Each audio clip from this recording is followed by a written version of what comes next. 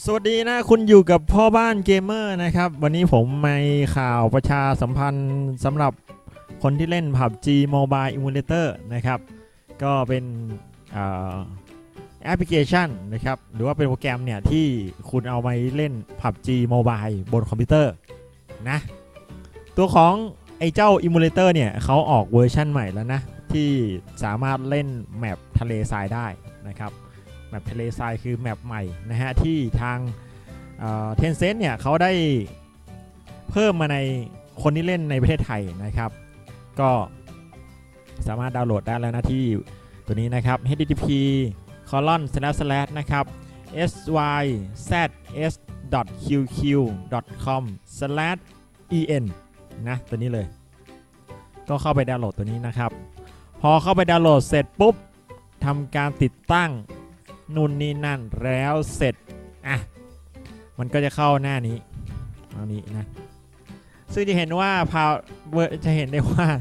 ไอ้เจ้าเวอร์ชั่นใหม่นะฮะมันเป็นเวอร์ชั่น 0.5.0.8027 เลยนะ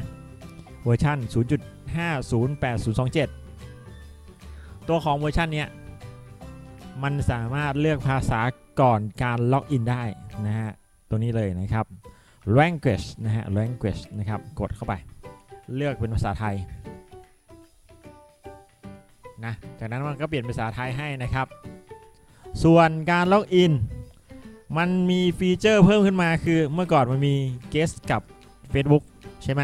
เดี๋ยวนี้มันมี Twitter ให้ด้วยนะครับกรณีที่คนที่มีแค่ Twitter มี Facebook สามารถล็อกอินได้นะแล้วสามารถล็อกอินด้วย Google Play ได้ด้วยนะครับเพิ่มขึ้นมาเนี่ยโอเคนะมันมี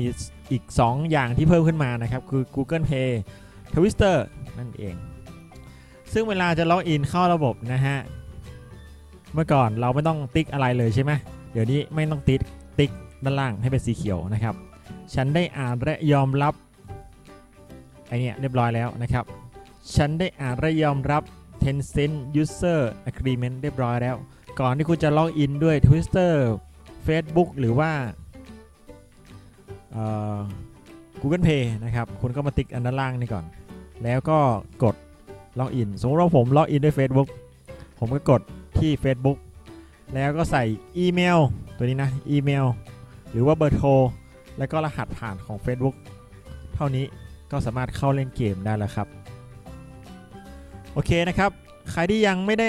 อัปเดตแพทใหม่นะ 0.508027 คุณสามารถหาดาวน์โหลดได้แล้ววันนี้นะครับก็จะเหมือนแพทเดียวกับคนที่เล่นบนมือถือเลยนะจ๊ะนะครับ Tencent Gaming Buddy หรือว่า Tencent Emulator นั่นเองนะครับสำหรับ PUBG